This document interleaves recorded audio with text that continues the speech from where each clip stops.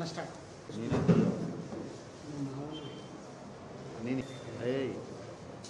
ఎందుకు మాట 2-3 సార్లు ఒకసారి కాదు, ఒకసారి చేయకపోతే కావాల్సుకొని అనే అంతా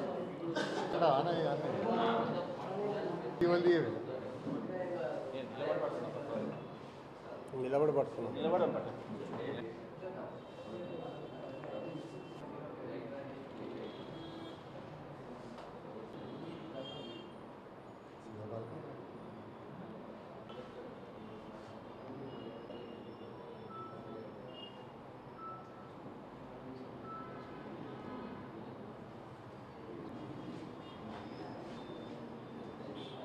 ఈ ప్రెస్ మీట్ ముఖ్య ఉద్దేశం ఏమిటంటే మొన్న జరిగినటువంటి ముండూరు కాపు సంక్షేమ భవనం ప్రారంభోత్సవం రోజు ఏమి చేయని కాంగ్రెస్ నాయకులు అన్నీ తామే చేసినట్టు వాళ్ళు చెప్పిన దాన్ని విని మేము ఆ రోజు మా ప్రియతమ నేత మన ఎమ్మెల్యే గారు అయినటువంటి దాసం వినయ్ భాస్కర్ గారు ఆనాటి ముఖ్యమంత్రి కేసీఆర్ గారిని ఒప్పించి ఆ రోజు మన మున్నూరు కాపుల 40 సంవత్సరాల కళని సాకారం చేయడం కోసం ఆయనే ముఖ్యమంత్రి గారిని ఒప్పించి 5,55,00,000 నిధులు తీసుకొచ్చినట్టు జీవో కాపీ.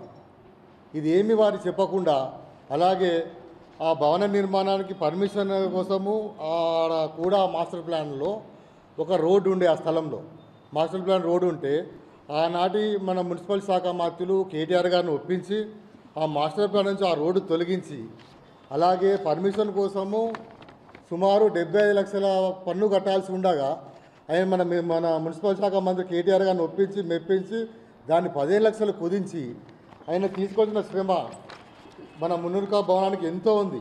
అయినా అవన్నీ ఏం చెప్పకుండా వాళ్ళు ఏదో మొత్తం వాళ్ళే చేసినట్టు చేసి శంకుస్థాపన చేయడము, అలాగే ఒక ప్రోటోకాల్ కూడా పాటించకుండా వాళ్ళు ఇవాళ మన మున్నూరు కాపు సోదరుడు అయినటువంటి ఎంపీ గారు వద్దిరాజు వారు రవిచంద్ర గారిని పిలవలేదు, అలాగే స్థానిక మంత్రిని పిలవకుండా వాళ్ళే అన్నైనట్టుగా ఎమ్మెల్సీ గారు అంటే తీర్మానం వాళ్ళని ఎవరిని కూడా పిలవకుండా వాళ్ళే శంకుస్థాపన చేసుకొని అన్నీ వాళ్ళే చేసినటువంటి హాస్యాస్పదంగా ఉంది.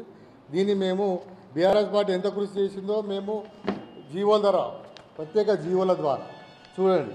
ఆ రోజు 5,55,00,000 తీసుకొచ్చిన జీవో కాపీ, అలాగే పర్మిషన్ తీసుకొచ్చినటువంటి ఎమ్మెల్యే గారు కృషి చేసి పర్మిషన్ తీసుకొచ్చిన జీవో కాపీ ఇవి చెప్పడం జరిగింది. మొన్న జరిగిన వరంగల్ జిల్లా మున్నూరు కాపు సంఘం యొక్క భవన నిర్మాణ ఇనాగ్రేషన్ కార్యక్రమంలో 7,05,00,000 రూపాయలతోని వరంగల్ పశ్చిమ ఎమ్మెల్యే నాయన రాజేందర్ రెడ్డి గారు నిధులు తీసుకొచ్చి ప్రారంభం పనులకు శంకుస్థాపన చేసినట్టుగా ప్రముఖ వార్తాపత్రికల్లో చూశాను.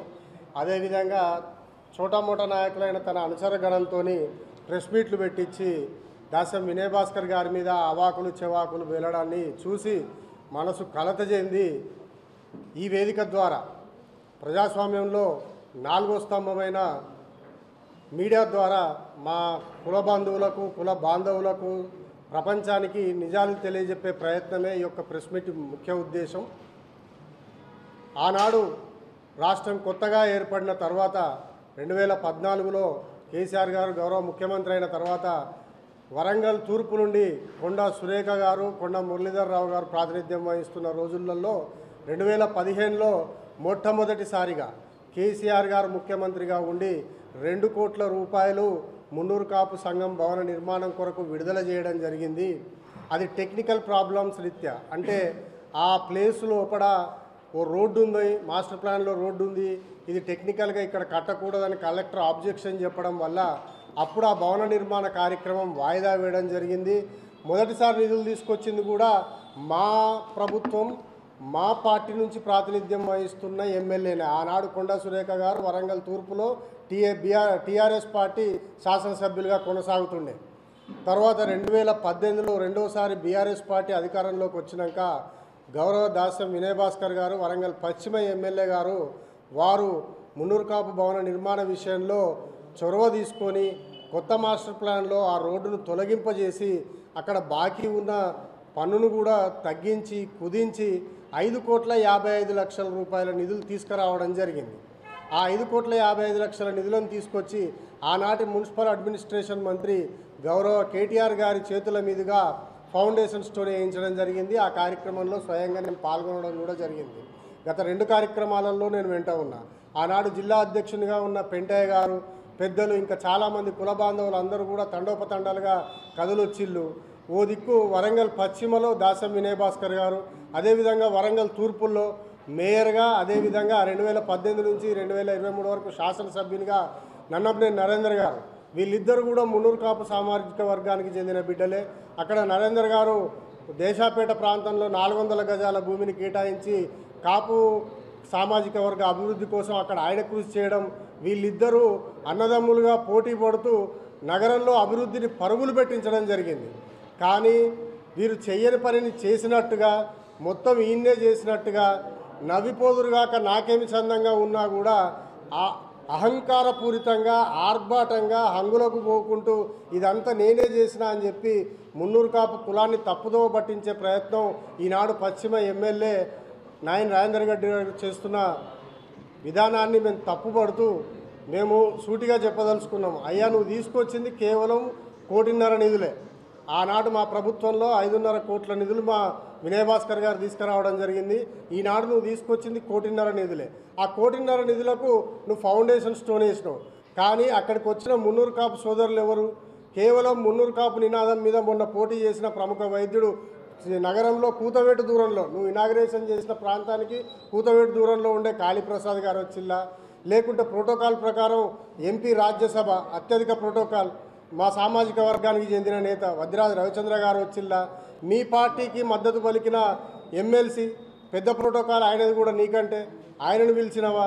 గౌరవ మంత్రి వాళ్ళు నీకంటే పెద్ద ప్రోటోకాల్ మా సామాజిక వర్గానికి చెందిన నేతలే, వాళ్ళని పిలిచినవా?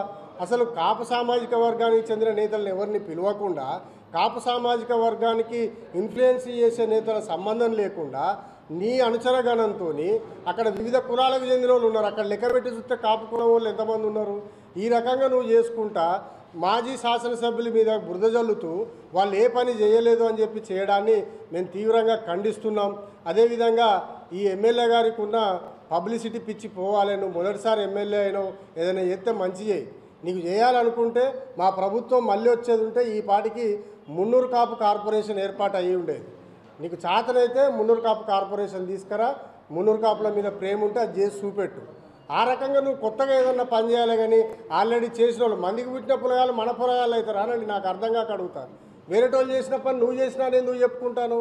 ఈ మాట ఎందుకు అనాల్సి వస్తుందంటే మేము సాక్ష్యాధారాలతో చూపెడతాను. ఇక్కడ ఇగో టీఎస్ బీపాస్లో ఆనాటి జిల్లా అధ్యక్షుడు కటకం పెంటయ్య గారి పేరు మీద అప్లై చేసిన కాపీ, 75 లక్షలు ఇంటి పన్ను బకాయి ఉంటే దాన్ని 15 లక్షలకు కేటీఆర్ గారితో మాట్లాడి తగ్గించింది వినయ్ భాస్కర్ గారు కాదా?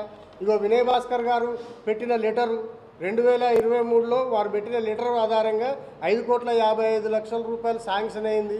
కేటీఆర్ గారు వచ్చి ఫౌండేషన్ స్టోన్ వేసిళ్ళు. మొబైల్ చేసిన పనికి మళ్ళీ వచ్చి నువ్వు పని చేసినా అని చెప్పుకోవడం, ఆ రోజు కేటీఆర్ గారు వచ్చిన క్లిప్పింగ్స్, అందరు పాల్గొన్న క్లిప్పింగ్స్, శిలాఫలకం ఇవన్నీ ఉన్నాయి కదా. ఇవన్నీ పెట్టుకొని నువ్వు తెచ్చిన 1.5 కోటిన్నరకు నువ్వు సపరేట్ ఫౌండేషన్ స్టోన్ వేసుకో. మేము కాదనట్లేదు, నీకు ప్రేమ ఉంటే మా కులం మీద చూపెట్టు, మేము వద్దనట్లేదు. కానీ ఇంకోళ్ళు చేసిన పని మొత్తం నేనే చేసిన అని చెప్పడం ఏదైతే ఉందో అది తీవ్రంగా తప్పు అని మేము తెలియజేసుకుంటూ, అదేవిధంగా ఈ సందర్భంగా మేము ఇంకా 2 విషయాలు కూడా ప్రస్తావించదలుచుకున్నాం. ఎందుకంటే మొదటిసారి గెలిచిండు, అబద్ధపు హామీలతో రాష్ట్రంలో అధికారంలోకి వచ్చిన క్రిమినల్ ముఖ్యమంత్రి. ఈ దేశంలో ఏ ముఖ్యమంత్రి మీద కూడా లేవు అన్ని క్రిమినల్ కేసులు ఈ ముఖ్యమంత్రి మీద ఉన్నాయి. ఆయన సారథ్యంలో నడుస్తున్న ఈ ఎమ్మెల్యేలు కూడా అట్లనే పాడుపడ్డారు. ఇవన్నీ అంటే మాకు బాధ అనిపిస్తుంది ఒక ప్రజాస్వామ్యంలో ఒక నేతగా ఉండి. కానీ చెప్పక తప్పడం లేదు. ఎందుకు చెప్తున్నా అంటే మంటల మానాడు పోతే ఇంట్లోకి పుట్టాడు వస్తాయి అంటారు కాపోళ్ళు ఎక్కడైనా ఊర్లల్లో. ఫస్ట్ గింజలేసి మొలకలు ఎత్తి నారు పెట్టి నీరు పోసి పంట కాసి దాన్ని కాపాడి దాన్ని కోసి కుప్పలు ఊడిసి ఇంటికి తీసుకొచ్చి గుమ్మిలో పోసేదాకా నమ్మకం ఉండదు రైతుకు. కాపోనికి మధ్యలో ఎక్కడైనా చెడగొట్టు వాన పడితే మొత్తం ఖరాబ్ అవుతుంది. ఇంత కష్టం చేస్తేనే ఇంటికి పంట వస్తుంది. అట్లనే ఏ అభివృద్ధి కార్యక్రమం అయినా దాన్ని ఆలోచన చేయాలి, సాధ్యాసాధ్యాలు పరిశీలించాలి, దాన్ని అనుమతులు తీసుకోవాలి, ప్రభుత్వ పెద్దల దగ్గర నుంచి నిధులు రాబట్టాలి, నిధులు శాంక్షన్ చేయాలి, టెండర్కు పోవాలి, టెండర్ దక్కించుకోవాలి, పనులు మొదలు కావాలి. ఇంత పని నడుస్తూ ఉంటుంది. మా హయాంలో జరిగిన పనులు ఎగ్జాంపుల్ మీ కాంగ్రెస్ పార్టీ అధికారంలో ఉన్నప్పుడు ధిక్కారానికి మరో స్వరం హన్మకొండ నడిబొడ్డుకు అత్యంత గుర్తింపు తీసుకొచ్చిన కాళోజీ నారాయణరావు గారి స్మారకార్థం 300 గజాల జాగ అడిగితే మీ దిక్కుమాలిన ప్రభుత్వం కాంగ్రెస్ ప్రభుత్వం ఇవ్వలేదు. కానీ పెద్దలు కేసీఆర్ గారు ఎంతో విశాల హృదయంతో కాళోజీ కళాక్షేత్రానికి ఎకరాల కొద్ది భూమి కేటాయించి 15 కోట్ల ఎస్టిమేషన్తో మొదలుపెట్టి 75 కోట్ల దాకా తీసుకుపోయిళ్ళు. 60 కోట్ల రూపాయల పనులు ఎలక్షన్ల ముందు వరకు జరిగినాయి. 45 కోట్ల రూపాయలు ఆ కాంట్రాక్టర్కు మా గవర్నమెంట్ బీఆర్ఎస్ గవర్నమెంట్ రిలీజ్ చేసింది. నువ్వు వచ్చి కొసాకరికి చేసిన 15 కోట్ల పనులకి ఇది అంత నేనే కట్టినా అని చెప్తాను. అదొకటి. రెండోది, వడ్డపల్లి కాంచి మొదలు పెడితే డబ్బాల దాకా రిటైనింగ్ లైన్ వారు చేసుకుంటూ లాస్ట్కి వేయాల్సిన బ్రిడ్జి నగర్ బ్రిడ్జి అది కూడా మా ఆలోచనే, నేను చేసిందే. దాన్ని నువ్వు ఎమ్మెల్యే అయినాక ప్రారంభించి ఇది నేనే చేసినా అని చెప్తాను. రేపు పొద్దుగాల కాజీపేట బ్రిడ్జి కూడా నువ్వే చేసినా అంటావు కావచ్చు. ఈ రకంగా పబ్లిసిటీ పిచ్చి పట్టుకున్నది ఎమ్మెల్యేకు. స్వయంగా ఈ రాష్ట్ర ముఖ్యమంత్రి యనుమల రేవంత్ రెడ్డి కులగణన పేరుతోని బీసీలో రాజకీయ చైతన్యం కలిగిన మున్నూరు కాపు సామాజిక వర్గాన్ని బీసీ లెక్కల లోపల తక్కువ చేసి చూపెట్టిండు. 25 లక్షల మంది మున్నూరు కాపు బిడ్డలను చంపివేసిండు ఆయన లెక్కలల్లా. అట్లాంటి మున్నూరు కాపు ద్రోహితో చేతులు కలిపి మీ అగ్రకుల అహంకారాన్ని చూపెట్టుకుంటూ ఈరోజు పంచాయతీ నుంచి పార్లమెంటు దాకా బీసీల ఐక్యం కావాల్సిన అవసరం ఉన్నదని చెప్పి బీసీల ఉద్యమానికి ఎక్కడ ఈ మున్నూరు కాపులు నాయకత్వం వహిస్తారో, మా రెడ్డి వెలమ కమ్మ సామాజిక వర్గం కూసాలు ఎక్కడ కదులుతాయో అని చెప్పి ఈ బీసీ లోపల పెద్ద ప్రాతినిధ్యం వహిస్తున్న మున్నూరు కాపు కులంలో చిచ్చు పెట్టే ప్రయత్నం చేస్తున్నారు నువ్వు ముఖ్యమంత్రి. దీన్ని మేము తీవ్రంగా ఖండిస్తున్నాం. పని చేసినాం కాబట్టి బాజాప్తుగా చెప్పుకుంటున్నాం, గల్లా ఎగిరేసి చెప్పుకుంటున్నాం. నువ్వు సొంతగా ఏదన్నా పని చేస్తే దాన్ని చెప్పుకో, అంతేగాని మంది చేసిన పనులను నువ్వు చేసినా అని చెప్పుకుంటే రాజేందర్ రెడ్డి ఇది నీకు తగదు. మరొకసారి హెచ్చరిస్తున్నాం నిన్ను మా కులం తరపున.